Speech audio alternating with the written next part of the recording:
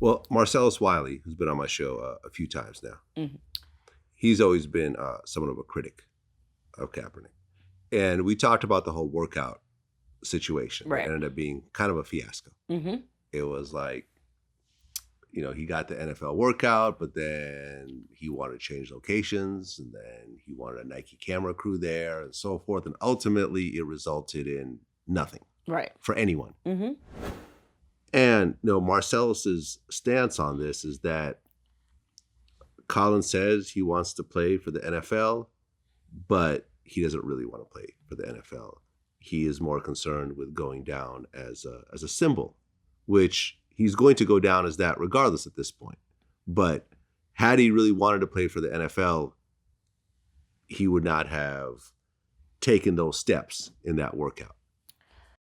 So I think reluctantly, because of timing, he didn't necessarily want to do it just like that.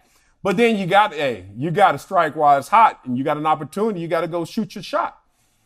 What happened then is his lawyers got a hold of what this contract was like, I don't know, Cap, this doesn't sound like it's all in favor of you getting the workout to the degree that you think or you want or we desire.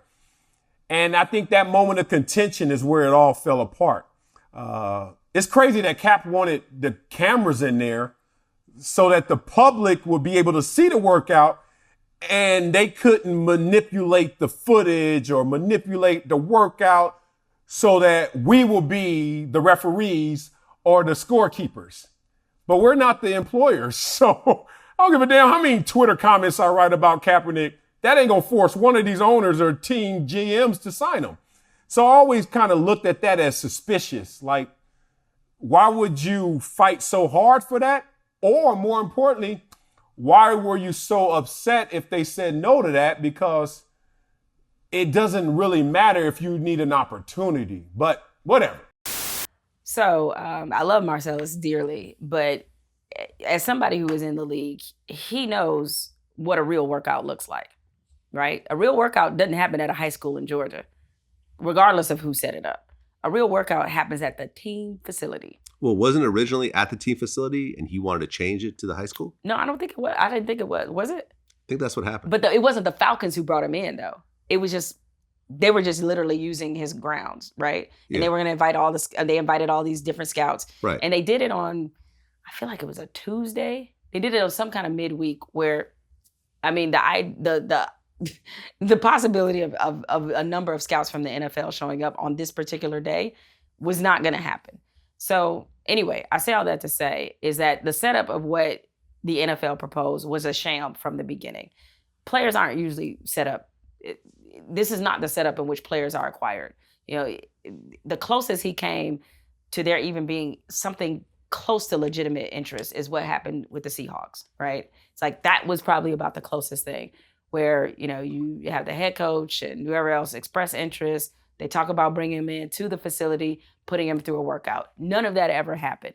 No team has ever offered him a contract. No team has brought him into a team facility because that's usually how that works. Tryouts aren't set up for an individual player through the league. That's it's not done that way. The NFL doesn't do that. So to me, there was already some red flags about what this was really about. The scouts, the team owners, the coaches, they have had Colin Kaepernick's number for years. They know where he is. All right. If they were really that interested in him, they wouldn't put him through something like what they were proposing. And then people expected him to fully trust the league when they had just been in court battling over a grievance. So he's going to leave this entire workout in their hands. He's going to allow the league to send their version of edited footage to the teams. Why should he trust the NFL? I don't blame him for making sure this was done on his terms. And again, all of these team owners have had the liberty of working on Colin Kaepernick whenever they wanted. The truth is they're not serious about doing it.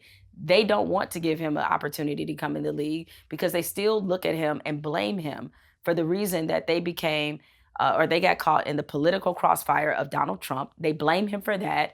And I think they're also on a deeper level, another reason why they wouldn't really give Colin an opportunity in the NFL is that they're worried about the influence that he would have on other players.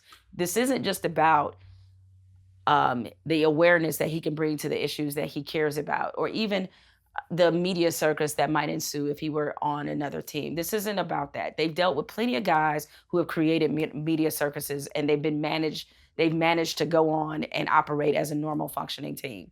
They're worried about how somebody who is as liberated as Colin Kaepernick is, the influence he's going to have on other guys. The NFL, football in general, is a sport of conformity. It's not a sport of individualism.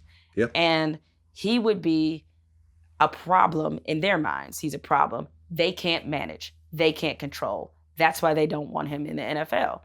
He's become too big, right? And so everything they do with him would have to be carefully managed because they'd be worried about the perception of everything, and they don't want to deal with it.